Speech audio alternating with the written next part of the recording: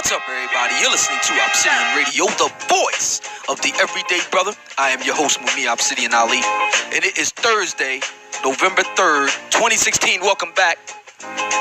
Yesterday, after I finished the podcast show, had a chance to go and tool around a bit on YouTube. I try to keep on top of the comings and goings on in the YouTube space, social media space. Came across a very interesting video by my good friend and brother, master teacher, Black Gnostic Speaks. And his video, which is titled Words to the Effect of Should Educated Lames, Leave Black America? And he cited my recent podcast addressed to Darth Hideous, aka Deborah Cooper, on what she feels makes a man, raising black boys and all that other bullshit. And I just wanted to speak to what Black Gnostic Speaks said, as well as give a chance to kind of extend and revise my remarks from the other day. So let's get right to it. To answer Black Gnostic's question, as many of you all know, I often say, to ask the question is to answer it. Of course, the so-called educated black brother lames, squares, quote-unquote beta males, whatever, however you want to define them, of course they should leave Black America. They should.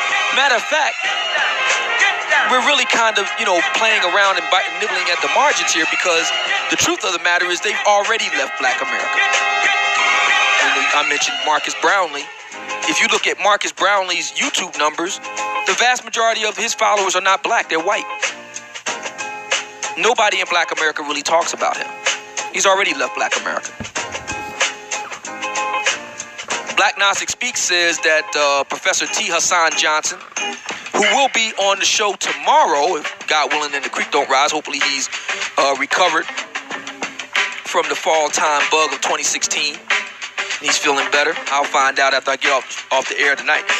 Excuse me. And I'll contact him. He's supposed to be on the air tomorrow night, November 4th, 2016, from 7 to 10 p.m. on Obsidian Radio Live, heard on the Blog Talk Radio Internet Radio Network. Our topic is going to be assessing the Black Lives Fecal Matter bowel movement. See just how many bowel movements they had, if there have been any meaningful bowel movements, whatever. So check us out tomorrow from 7 to 10 p.m. EDT. But in any event, he said that Professor T. Hassan Johnson had noted that many of his colleagues, some 80% of them, have non-American black women wives. In other words, the wives that they have are not native-born black women. They're black women from the Caribbean or from Africa, etc. See, what a lot of us don't want to openly admit, but which I argue we all, intrinsically understand and know intuitively, and to tell you the truth, are just too embarrassed to admit, is that Black America is experiencing a dysgenic breeding pattern that is led by its women. Charles Darwin said on Origin of Species, in the section about sexual selection, remember, he came up with the theory of natural selection, but that couldn't explain sex differences between male and female, so he had to come up with another theory of sexual selection. And he said that the number one driver of all mammalian mating is female mate choice. So yes, it is black women that are responsible for the Flintstone-like primitive state that Black America is currently in. Let me repeat that. It's black women's fault. Because they are the ones who are choosing which men get to pass on their genes and which do not. Black women have chosen to mate with men who are dimwits, who are morons, who are mentally and character challenged, you name it. This is the reason why so many problems exist in Black America. Why violence persists, while molestation and rape persists, while antisocial behavior persists, etc. There is a view among a lot of black women, when you talk to them about these matters, that holds that there are, dysfunctional men across the XES spectrum. That you will find molesters and gangbangers and rapists from the CEO all the way down to Pookie and Ray Ray on the block. Alas, the statistical evidence doesn't bear that out. Let's use my good friend, brother, and producer of my live show, Obsidian Radio Live, Don Calypso, as a case in point. Don Calypso is a self-professed nerd. By his own admission, he has no game. He spent his life studying hard and getting his degrees. Do you think that the Don Calypsos of the world have sired the gangbangers of tomorrow? The antisocial miscreants of tomorrow? The rapists, pedophiles, molesters of tomorrow? Do these individuals fit the profile of a Don Calypso? Of course not. We all know what fits the profile of a man who's much more likely to beat his woman up, and it ain't Don Calypso. We know the profile of a gangbanger or drugs dealer, and it ain't Don Calypso. We know the profile of the antisocial misanthrope, and it ain't Don Calypso.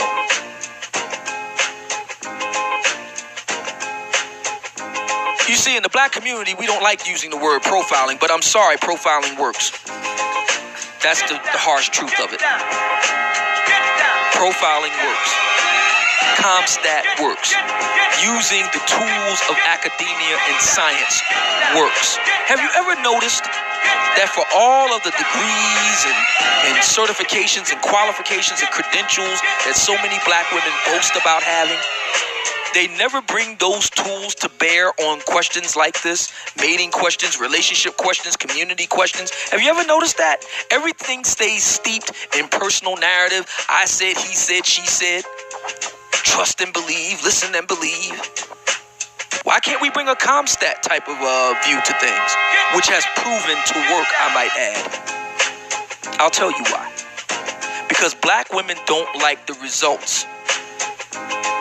A lot of black women know that the men that they're messing with ain't shit beyond a good fuck. They know it. They know it. They know that the men that they're messing with aren't good daddy material. They know that the men that they're messing with ain't good for nothing else but a wet ass. But because black women are the single biggest recipients of state largesse, read the welfare state. Hang on, I'm going to explain that in a minute. Black women really don't have any incentive to stop. When a lot of people think about the welfare state, they think about just that. Welfare queens, baby mamas, the hood. No doubt that's true. But see, the welfare state extends beyond that. It's affirmative action. It's Title IX.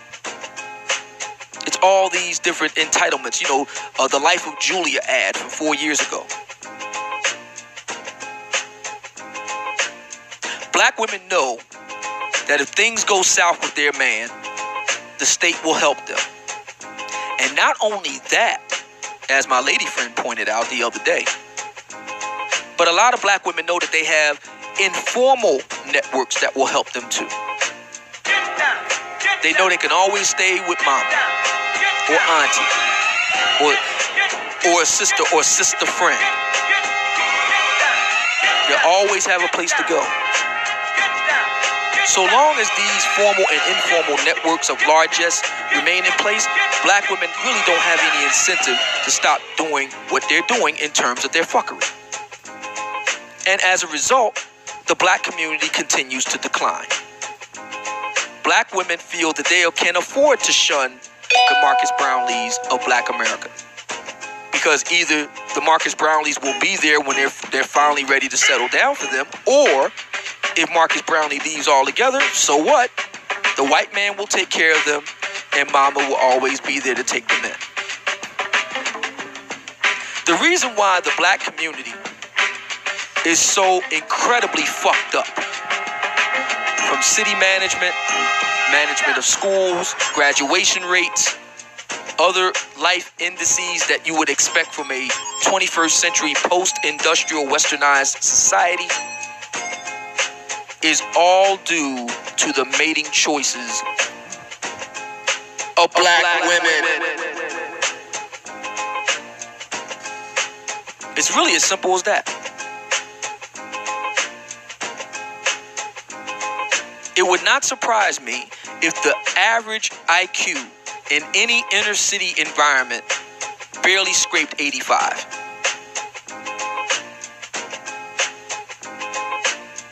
That's real rap. Brothers who have triple-digit IQs are rare in inner city black America. For the simple reason that they're reviled by black women themselves. The black men who have triple-digit IQs have already left the building. The question is, what happens now? I say, as I've said the other day, and I repeat right now, it is imperative that triple-digit IQ brothers not invest in any way, shape, form, or fashion in black women-led black America. Insist that guys like Derrick Jackson do the building, since he's the one that proclaims that real men build. Okay, Derrick Jackson, let's put it to the test. Let's see him build that rec center. Let's see him be that pee-wee football coach. Let's see him be the one who leads the patrols of Town Watch. Let's see him do it. That's what I thought. You see, a lot of black women really believe that they can go ahead and fucking suck with the guys that they really lust after, and then get the guys that they really don't want but need in terms of their skills to do the heavy lifting. The triple-digit IQ brothers aren't talking about it, but they're voting with their feet away from that proposition. Take a look around any major black inner city. Look at the dilapidation. Look at the dysfunction. Look at the utter chaos. If that's not manifestations of low IQ to you, then you tell me what it is. The issue here isn't whether or not those brothers have left the building. It isn't the question of whether or not those brothers are being reviled by these sisters. Those questions have already been answered. The question now is, now what? I say black women must feel pain. They have to feel the consequences of their decisions, short term and long term. What we're seeing right now is not something that happened yesterday. It is the culmination of over a half a century of freeing all the constraints on black, or for that matter, general female mating behaviors. Hence, hypergamy. The issue isn't that hypergamy is right or wrong. The question is that hypergamy has been allowed to run without consequence, without constraints. Black women know that they can always be bailed out. I am suggesting, no, scratch that. I am urging the smartest and best of black men not to bail black women out. Force them to deal with the consequences of their decisions. They like fucking with the guys like Derrick Jackson? Good. You better hope that he's the one that helps you build.